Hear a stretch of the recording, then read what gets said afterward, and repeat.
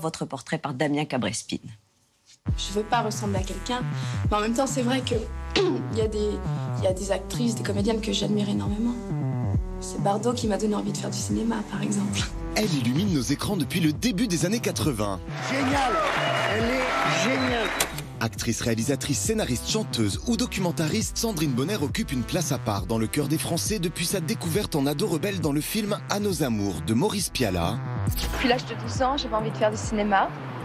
Et je suis bien tombée pour un premier film avec Pialat. Premier film, premier grand souvenir. On me disait, tu tournes avec un grand, mais je me rendais pas compte. J'ai envie de toi, c'est pas ma faute.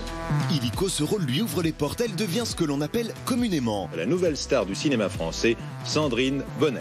Elle obtient le César du meilleur espoir féminin en 1984, retrouve Maurice Pialat pour les films Police et Sous le soleil de Satan, Palme d'or au Festival de Cannes. Bon, s'il vous plaît, moi je vais vous demander de ne pas faire de photos pendant qu'on répète. Je crois que ça fait partie de mes films préférés, ma carrière. C'est le foutoir, on est un. Vous faites autant que vous voulez après, mais pas quand on répète. En 1986, un autre personnage écorché vif, Une vagabonde, une routarde. lui permet de décrocher le César suprême, celui de la meilleure actrice pour Santoine Ilois d'Agnès Varda. Antoine Éloy a été le film qui m'a validé dans le cinéma. Mets ton pouce devant et c'est le pouce qui apprécie l'épaisseur. On m'a fait confiance à partir de ce moment-là. Dès lors, les plus grands cinéastes veulent la faire tourner. Jacques Doyon, André Téchiné, Patrice Lecomte, Claude Sauté ou Jacques Rivette la propulsent en nouvelle égérie du cinéma d'auteur à la française. Rivette, ce qui était intéressant, c'est que c'était un mélange de théâtre et de cinéma. Il filmait beaucoup en plan large. Et du coup, je sentais que je jouais avec tout le corps. En 1995, Claude Chabrol la transforme en domestique meurtrière dans La Cérémonie, aux côtés d'Isabelle Huppert. Plus on était monstrueuse, plus on se délectait. Mais au tournant des années 2000, le public s'élargit encore. Son personnage dans Mademoiselle dévoile une nouvelle facette de son jeu d'actrice. Sandrine Bonner surprend également en passant derrière la caméra le temps d'un documentaire. Elle s'appelle Sabine, présentée à Cannes et consacrée à sa jeune sœur autiste. Ce qui était difficile, c'est de trouver la bonne distance. Parce que quand on filme sa propre sœur, c'est jusqu'où on va. Et je voulais pas lui voler sa vie, lui violer des secrets, Mais je crois qu'on a trouvé la bonne distance. Et ce film lui a fait beaucoup de bien. À moi aussi, évidemment. On l'a récemment découverte chanteuse, le temps d'un duo avec l'immense Jacques Higelin, à qui elle a également consacré un documentaire. Tu me plais. Je te plains. En 2012, elle retrouvait son fauteuil de réalisatrice pour sa première fiction, J'enrage de son absence. C'est pas une histoire de pouvoir, c'est pas une histoire d'être le patron, ça je m'en fiche. C'est l'envie d'observer. Star de cinéma, elle n'hésite pas à investir le petit écran, que ce soit en chirurgienne, dans Une femme en blanc, ou plus récemment dans Capitaine Marlowe, réalisé par José Dayan. Vous avez un petit côté débonnaire, vous l'avez déjà dit? Oui, souvent.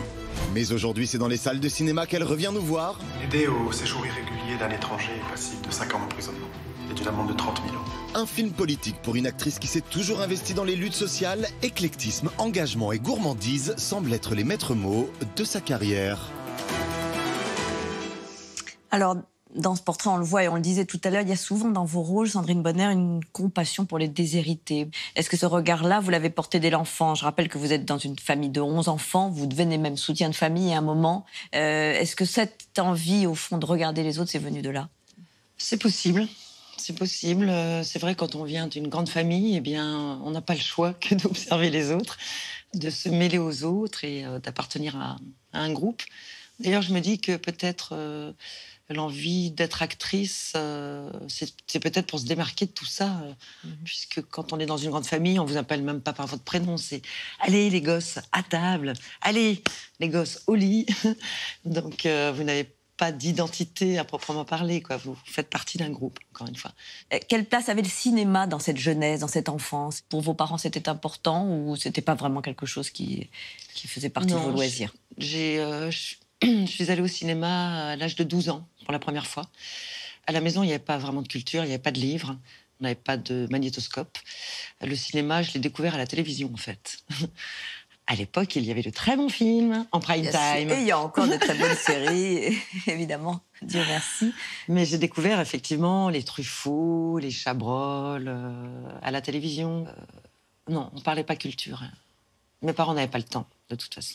Alors, il y a ce premier film que vous faites, vous avez 15 ans, c'est À nos amours, on en a parlé, Maurice Pialat.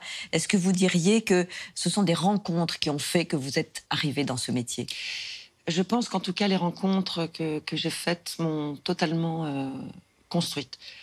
je crois que ça m'a complètement transformée. Voilà, comme je viens de le dire, j'étais dans un milieu pas du tout... Il n'y a pas de culture, il n'y avait rien de tout ça. Et c'est drôle parce qu'on me considère comme une actrice intellectuelle. Ça me fait beaucoup rire. En tout cas, il y a du cinéma d'auteur, ça c'est vrai, voilà. Beaucoup dans votre filmographie. Oui. Et parce que voilà, je suis simplement associée à tous ces grands talents qui, eux, bien sûr, étaient des grands penseurs, des grands... Pas intellectuels d'ailleurs, je dirais pas ça de Piala, par exemple. Non, c'est quelqu'un de terrien. Ouais.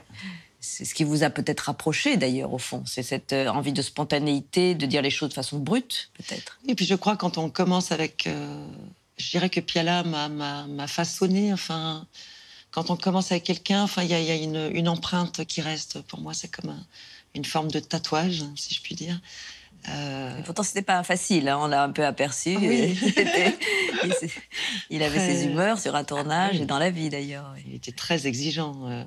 Mais il n'était pas que ça. Il était ronchon, ça c'est sûr. C'était un écorché vif, vraiment. Et en même temps, c'était un amour d'homme. Voilà, il avait une exigence tellement forte qu'il pouvait paraître difficile. Mais il n'était pas tant que ça, je trouve. Un César très jeune, un César d'abord du meilleur espoir à 15 ans, celui de la meilleure actrice à 18 ans, c'est extrêmement jeune.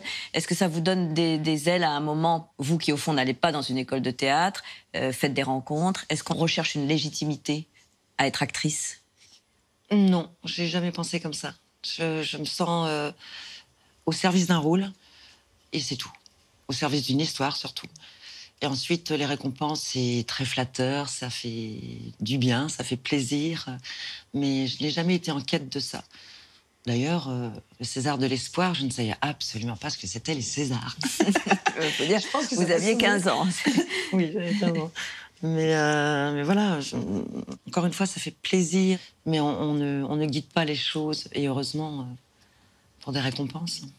Alors, vous êtes à l'affiche de Une saison en France, de Mahamat Saleh Haroun. C'est un réalisateur tchadien. C'est l'histoire d'Abbas, qui lui était professeur de français dans son pays, c'est-à-dire la Centrafrique, et qui se retrouve en France avec ses 2 enfants. Il est seul.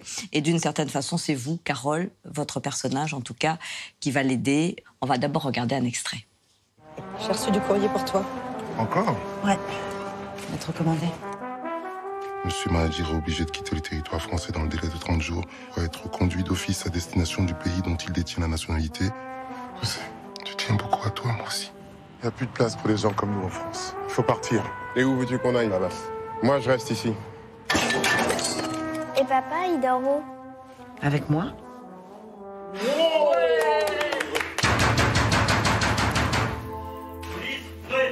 Aider au séjour irrégulier d'un étranger est passible de 5 ans d'emprisonnement et d'une amende de 30 000 €. Je veux pas que tu aies des problèmes à cause de moi.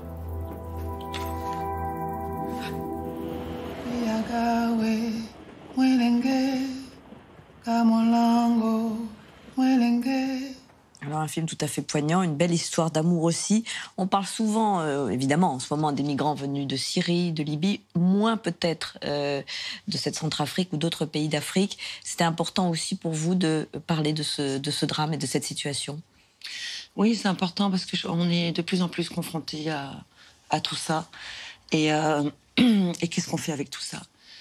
C'est une vraie question et je pense que ça va empirer.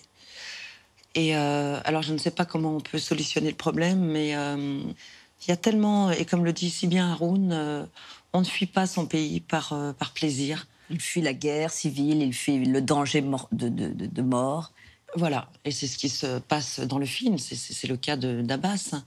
Où est-ce qu'on peut aller et comment peut-on être accueilli? Et il y a une histoire avec la France. L'Afrique a une histoire avec la France. On peut et la France est un pays d'accueil, traditionnellement. Tout à fait, tout à fait. Et cet homme qui s'intègre très très bien au code du pays, aux règles du pays, pourquoi n'obtient-il pas de papier? Dans le film, il n'y a pas de colère contre la France. En tout cas, ce n'est pas ce qui est exprimé. Pas du tout.